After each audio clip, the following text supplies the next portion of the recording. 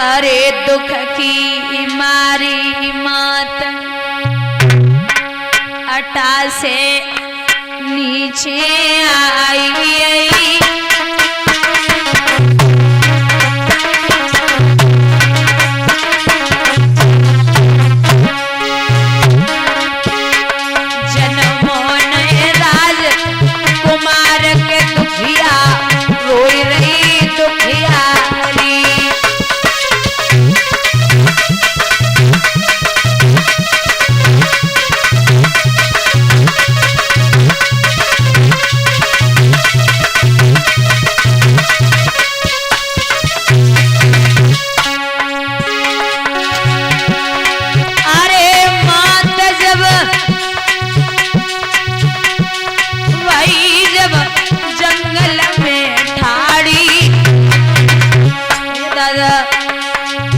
प्रभु गति अपरंपार उलझी काटन में साड़ी।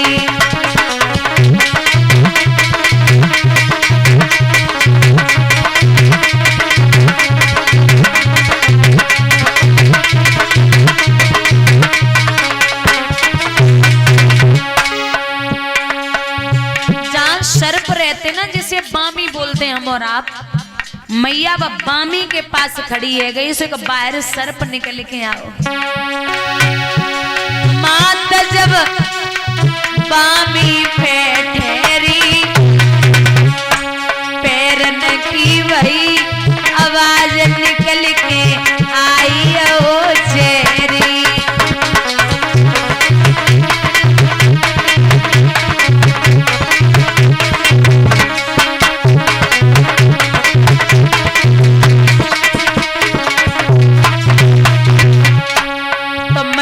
सर्प सो बोली, अरे ओ बच्चा, आज मेरे संकट को बांटो।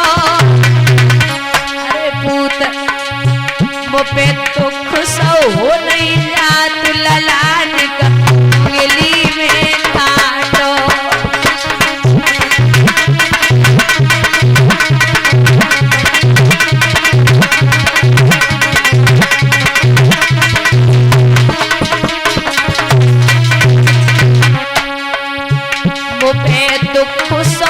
नहीं जा तो सर्प निकल उंगली में काटो।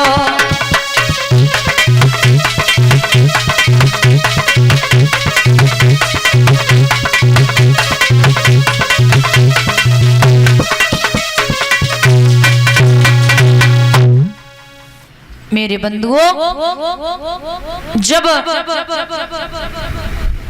सर्प सो बोली हमें उंगली में काट ले, तो सर्प ने जवाब दियो, अरियो मैया, हम बिना वजह किसी को नहीं सताते, तू कब आवरी है गई है। हम इंसान नहीं है जो बेवजह किसी को सताएं।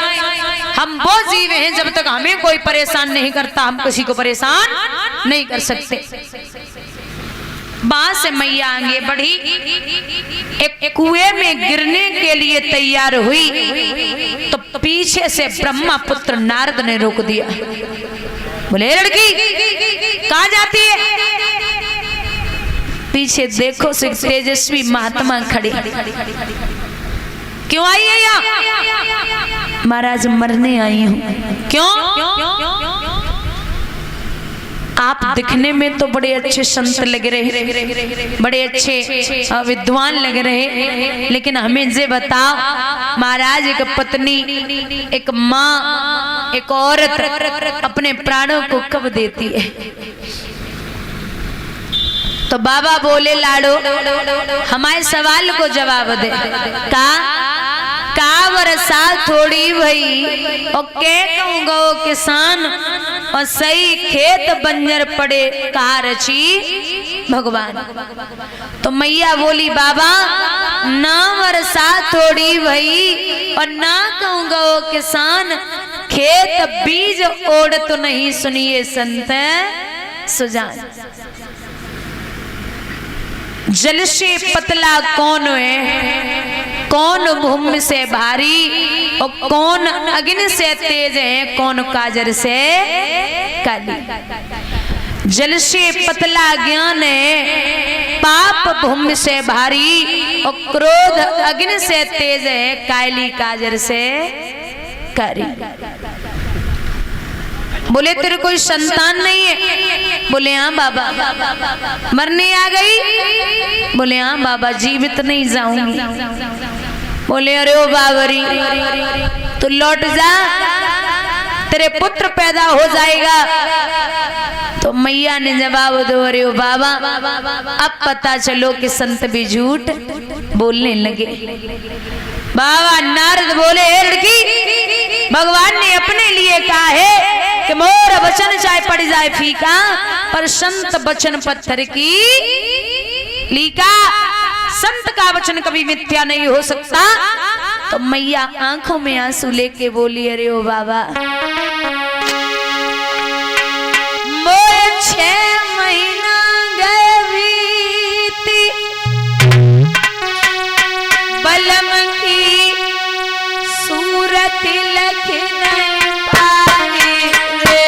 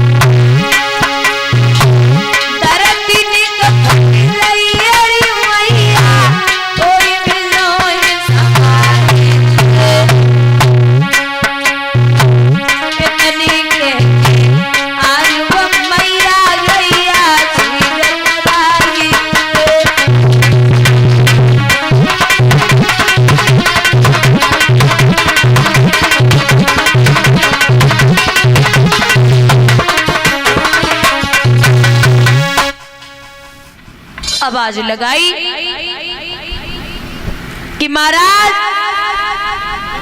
6 महीना से हमने अपने पति को चेहरा नहीं देखो, और बिना पति के पुत्र होने वाला नहीं है। एक बात बता दें, ये जो बाबा नारद थे, नारम ज्ञानम ददाति नारदा, जिसकी बात कभी रद्द न जाती हो वही होता है नारद। नारद की एक आदत और थी, जब तक ये देवी देवताओं में थोड़ी अनमन न करवा लें तब तक इनका भोजन हजम नहीं होता था। ऐसे उपद्रवी थे। एक दिन की बात, स्वर्ग लोक में सभा लगी, तो बाप पूछा गया कि ये बताइए दुनिया में सबसे अनमोल वस्तु क्या है, सबसे अनमोल क्या है? तो किसी ने कहा हीरा, किसी ने मोती, सब कुछ अपने अपने परामर्श दिए। लेकिन एक विद्वान बैठे थे, उन्होंने जवाब दिया कि दुनिया में सबसे अनमोल है प्रेम, वो भी निस्वार्थ होना चाहिए। प्रेम में कोई स्वार्थ न हो तब तो निभ सकता है, लेकिन आज के कलयुग में निस्वार्थ प्रेम है नहीं, स्वार्थ के जुड़ता है, और स्वार्थ के जोड़ोगे तो वो चलेगा नहीं। तो बोले मिलता कहाँ है? एक जगह। कहाँ? भोले बाबा और मैया पार्वती। बाबा नारद बोले तो नो प्रेम है? बोले बहुत। बोले काम करो, आज हम खुद जा रहे, हम देख लें कि प्रेम कैसो है। बोले जाओ। तो बाबा नारद पहुंचे बुजुर्गों, सो मैया अकेली कैलाश पर्वत पर है। बोले मैया, बोले आओ नारद बैठो, आओ। बोले भोजन की व्यवस्था है? बोले हाँ है, आओ। बैठे, और जब बैठे तो भोजन करो, पानी पियो। सम्मान से बैठ गए। जवाब दो मैया, कुछ कहने हैं? बोले हाँ कहो। बोले बाबा कहाँ है? बोले वे सुबह ही सुबह निकल जाते, शाम को बात कहूँ घूम रहे हो हैं। नारद सोचने लगे बन गए काम। बोले मैया तो एक बात बताएं। बोले हाँ बताओ। बोले मानेगी? हाँ बिल्कुल मानेंगे। बोले मैया तू ये समझ ले कि अगर तुझे छोड़ के सुबह सुबह जाते हैं तो तेरे अलावा उनके 6-7 पत्नियां और हैं। मैया बोली भोजन करो, पानी पियो और चुपचाप निकल जा, हमारे भोले बाबा की बुराई मत करो। नारद बोले हमें तो पहले ही पता आती ना मानेगी। चलो कोई बात ना मान रही हो, लेकिन हम तेरी सौगंध खाए रे मैया कि तेरे अलावा उनके 6-7 पत्नियां और अब कोई कसम खाएगा तो भरोसा तो होना ही है। बोले एक बात बता, तू कह रही हमें में बड़ो प्रेम करें, तो हमें एक बात बता, उनके गले में जो मुंडों की माला पड़ी वो कहां से आई? मैया बोली हमें तो पता ही नहीं। बोले तुम्हें पता ना, उनने कब बताई ना तो खा को प्रेम करें? बोले आज मान दे। बोले हाँ आज आ जाओ तो अच्छी खासी क्लास लिए। बोले ठीक। अब इतने से नारद को निकरबो होते सो भोले बाबा को आए वो सो प्रणाम करो बाबा। प्रणाम करता हूँ। बोले खुश रहो। कहाँ ते आयो नारद? सो नारद बोले अब कैलाश पर्वत से ही आ रहे। सो मैया तुम्हें बड़ो याद कर रही। भोले बाबा सोचने लगे वैसे याद न कर रही होती, अब तुम घूमे के आए तो जरूर याद कर रही हो। अब बस देखने जे है कि कह का आयो। सो वैसे तो पार्वती ले गिला पानी गेट पे ही खड़ी रहती, लेकिन आज नहीं करी। बोले हाँ बोले सुनती हो? नहीं बोली। बोले हाँ बोले सुनती हो देवी? पार्वती झुंझलाए के बोली वे 6-7 नहीं सुनाई दे जाए। बोले पानी तो दे दो। बोले वे 6-7 उन पे पी ले जाए।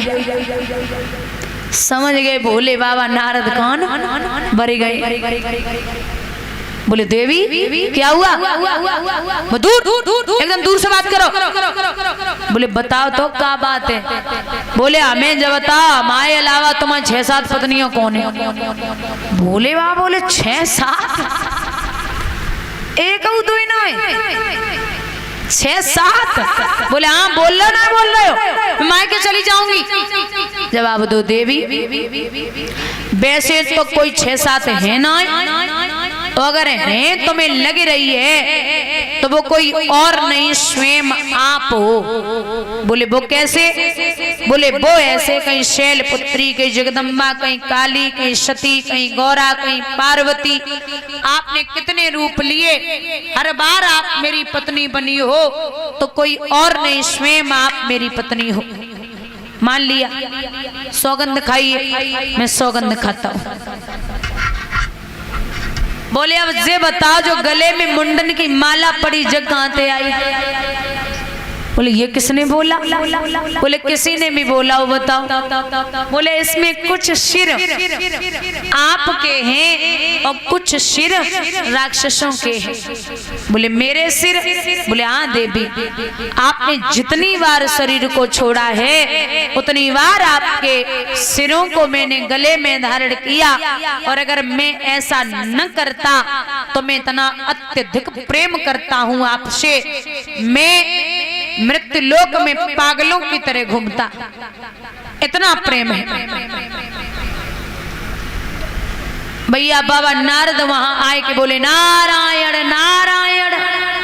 आए गए। बोले अब समझ लो मैया कि बाबा तो घनों प्रेम करे। अरे तेरे अलावा ये किसी को नहीं मानते, हम तो बस परीक्षा लेने के लिए आए थे। बोलिए गोविंद भगवान की। इतना अत्यधिक प्रेम था मैया पार्वती और भोले बाबा में। लेकिन नारद ने वहां भी अनमन करवा दी। तो नारद बोले लौट जा, अगर मैं कह रहा हूं तो समझ लेना कि तेरे पुत्र पैदा हो जाएगा। और एक काम करना, घर पे वापस जा और मेरे कहने से क्या करना है,